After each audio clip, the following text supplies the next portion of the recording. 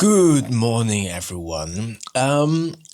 Yesterday, my wife and I came into a situation that could have ended pretty badly. There was this person who was mistreating their dog, and we obviously couldn't stand just by that and just say nothing. So I'm not going to go into too much detail because we did call the cops, and I want to kind of end up with talking about something why I think it is important. So yesterday, as I said, there was this situation. This person was heavily intoxicated, and as far as I was able to tell from the mannerisms, but also from the lack of smell of alcohol, I'm assuming that person was intoxicated with some different drugs.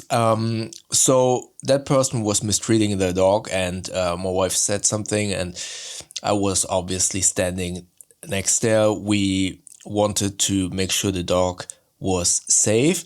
So my wife was doing it in a more de-escalating way, and I just was aware of the situation, and he started basically somewhat threatening, be in a threatening position to my wife. So I stepped in, and then he started threatening me. And again, we called the cops, nothing happened, and not sure if we need to if the police will call us again. So I'm not going to go into too much detail. Fortunately, nothing happened. That person went away. The dog, unfortunately, went with him, and we were definitely scared for that dog. But we couldn't do anything more about it besides calling the cops, and we know that they took care of it. Not sure what else happened, but what I really wanted to talk about is I was really happy that I have some martial arts training. Not, and I really want to emphasize this, I'm not a professional fighter, and I don't fight. I've only been in a street fight once, but I've been beaten up 4 times approximately, and I had run away from racist persons who wanted to beat me up because I am a person of color. So I know what how stressful that can be, but I'm not kind of advocating to get into a fight. But what I did notice yesterday, because I have some training, and especially when it comes down to sparring, also have some pressure training, I did notice my adrenaline spiking really fast, but still being able to kind of register everything that was going on around me in terms of, okay, distance management, seeing where are his hands, checking out his pockets because he had sweatpants on. I was pretty much able to see if there would have been hard items in his pockets. So what I'm trying to communicate is, if you get into a threatening situation, obviously the best thing to do is, and my recommendation is, to run away. In this situation, it wasn't really an option to run away because we were putting ourselves in that situation because we wanted to protect that dog, or make sure that that dog is safe. So running away wasn't the option, but de-escalating as good. My wife was much better in de-escalating the situation than I was, but I was more preoccupied with kind of analyzing the situation, and as I said, distance management and stuff like that. Not actively, but kind of knowing, okay, if he would kind of throw his hands, how much space do I have to kind of duck or move away or counter in appropriately. And I'm not, and this is not, I'm not telling you this story to kind of make me out as of some form of tough guy who can manage this situation. That's not my point here, because I was lucky, or we were lucky that nothing worse happened, and he was so intoxicated that the situation would have been manageable anyways. But my point is that it is really important to,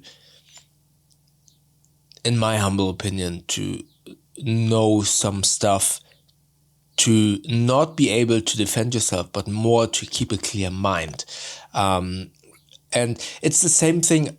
A couple of episodes ago, I talked about how important it is to take care of your body and giving your body the ability to deal with stressful situations better. Imagine you being out of shape, and you subconsciously know, oh, I don't even have the ability to run away fast enough, or my cardio isn't good, or if that person kind of wrestles me down, I wouldn't have the power.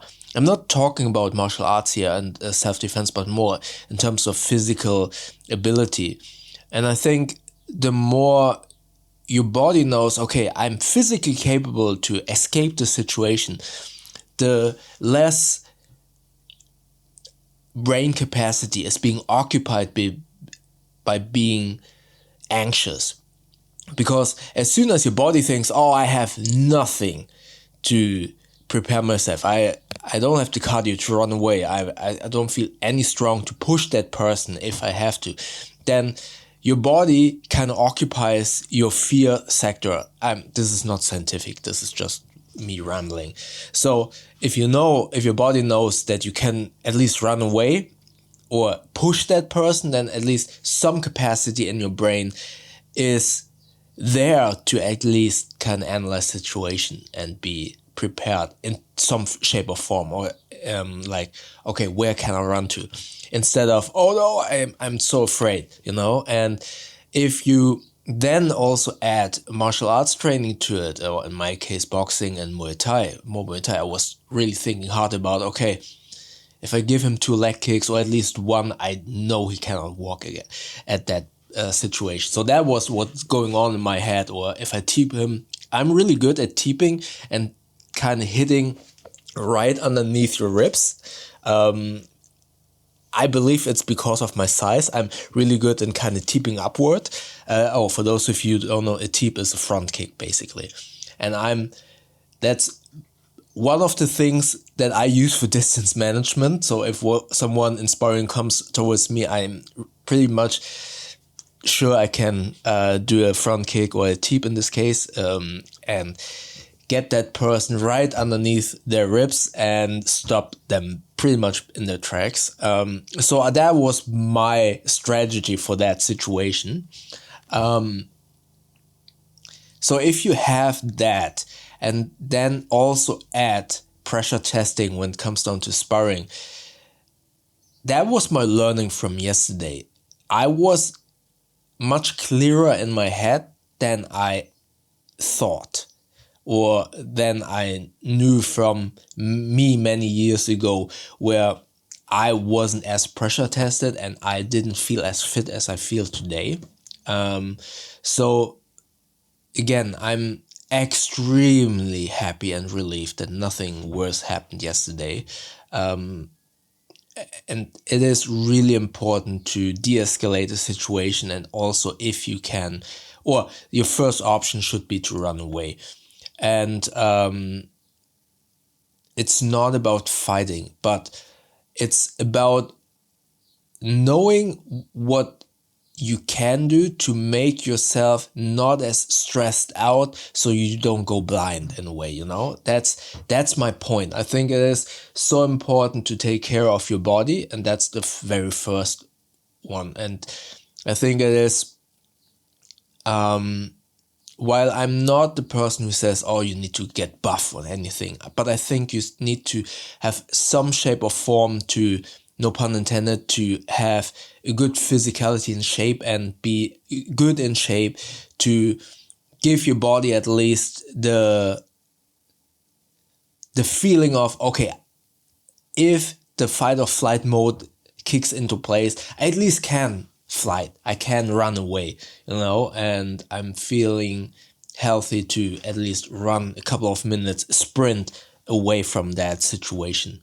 And if you then can, I know some people, not everyone likes martial arts, but I think it is such a good idea to train, not necessarily to get in a fight, but rather it is a good workout, you learn something, and as I just experienced yesterday, your mindset, your ability to analyze the situation becomes so much clearer instead of being afraid in that situation. Because as soon as you get, I was afraid, don't get me wrong, I was afraid, and as I said, my adrenaline was spiking, but I was surprised how clear my, not my mind was, but rather was like, okay, 2 feet away, that person's 2 feet away, I check his pants and I check where are his hands, and I just know that a couple of years ago I wouldn't have done that.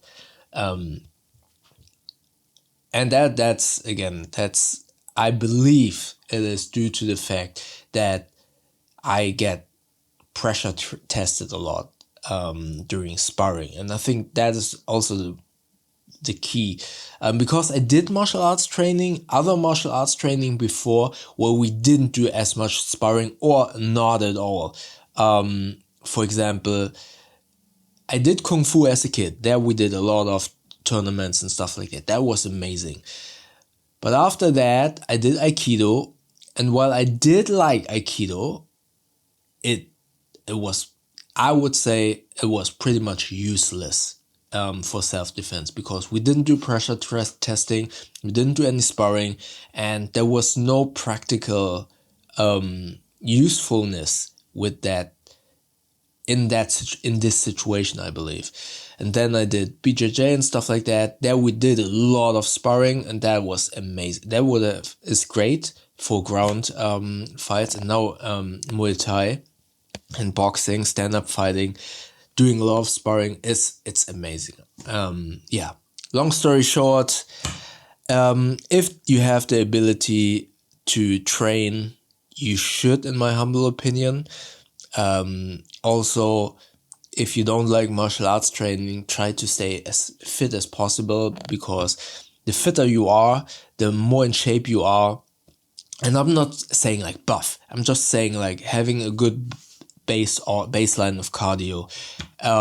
It helps your body not to get stressed out too much, because it knows, okay, in a situation where it gets stressful, I do have the capacity, and it helps with anxiety in my experience. Yeah, again, I'm so relieved that nothing worse happened. I'm really hoping that the dog is okay. And yeah, that was my story for today. If you want to see a different video, maybe check out the one from yesterday up here. YouTube thinks they like the video down here. And don't forget to subscribe by clicking the button up here. That would help out a lot. Then we see each other in the next video. Thank you very much.